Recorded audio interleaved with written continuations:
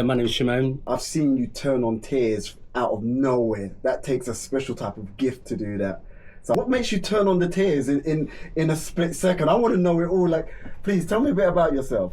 I'm actually an emotional person. I believe that people have strength when they show tears. It's showing their true emotions, as opposed to, as one would say, holding it in and keeping things within yourself. So, for me, I do cry a lot.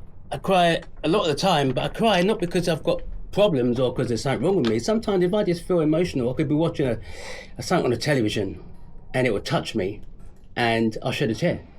Just when I've been seeing your work and what you do, and I want to definitely get to know more about you, because we've got a play coming up for the 4th of October. Yep. And you're one of the main actors in the play, and for me you're powerful. I'd love to know more about yourself. I'd love to know about the play, why the play was created. Okay, so the play is called Umbilical, and it was devised for myself and an amazing colleague of mine called Lloyd Curtis. He's an amazing scriptwriter and a fantastic friend. Basically, I am an avid fan. I don't know, I'm going to plug this, of Coronation Street. That's the only soap I watch. And from there was a scene where a black family and a black lady was pregnant. And to cut long story short, she was treated appallingly through her pregnancy from the NHS professionals. So much so, she nearly died. And from watching that, a light bulb moment went into my head, because I work in social care. So I've known about the fact of the kind of sort of issue or stigma that black people don't feel pain as much as white people, and we're resilient to all that kind of stuff. And I've known about it, but I didn't really touch on it until I saw the scenes that I was watching, and I was like, wow, this is real. And I thought, the next show we do, I want to maybe do something around promoting and highlighting the fact of the people of colour, the kind of traumatic experiences they go through, which it should be one of the most amazing experiences when you're giving birth to a child. You're bringing life into the world, and you shouldn't be surrounded by trauma and etc. So basically, I spoke to Lloyd about it, and I said, look, when our next show, we got to do something around this. So we spoke about it, and we decided to create this show, which is from an interfamily racial side of things, where you've got the grandfather, the father, and the son. Mm-hmm. So although it affected directly the mothers and the women, it was based around how it affects also the partners, the extended family, because they also get treated appallingly within the professional services. We make ourselves heard. We're classed as being aggressive. Mm-hmm. We're classed as, oh, you people, we do, and the way we're kind of spoken to. And I'm not going to say it's always. It does. There are some fantastic NHS services in this country. Mm-hmm. Please don't get me wrong. My wife is an NHS specialist, and the NHS have been absolutely fantastic to me. Mm. But there are also good and bad apples in every profession. Mm. And what I'm just highlighting is the issues that people of colour that have experienced, and these are real life issues.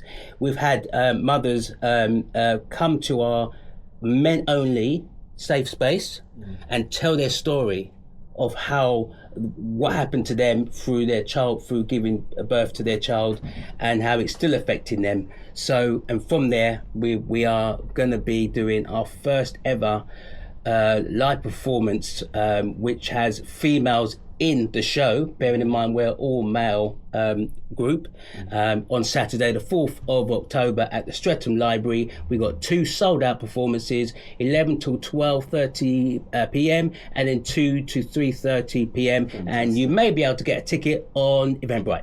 Fantastic. And listen, I've got to tell you, it's an amazing play. Even when I joined the group, you were just still kind of putting the format and the formula for the play together, and for me, it blew me away. Just not only the storyline, but also the level of acting as well. That really touched me.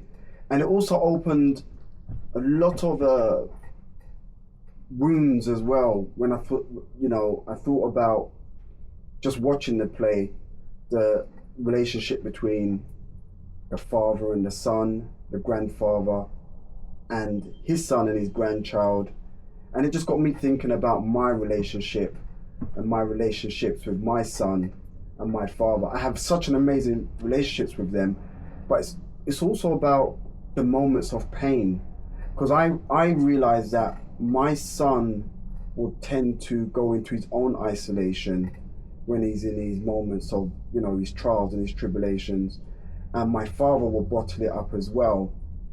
And so it got me thinking about the importance of just talking, expressing the moments of hugs, the pain that people go through. And when we don't have someone to turn to, this is when breakdowns happen. And so the play is an amazing play for all different reasons. Sometimes in life, right, you watch a film and that film means something to you at that particular point in your life, and then you watch it 10 years later, and it's like you've just watched a completely different film because it means something different to you based upon where you are at that particular time in your life. So every time I've kind of watched the play in rehearsal, it means different things to me at different points, and I think that's what makes it powerful. It has so many different messages within the play.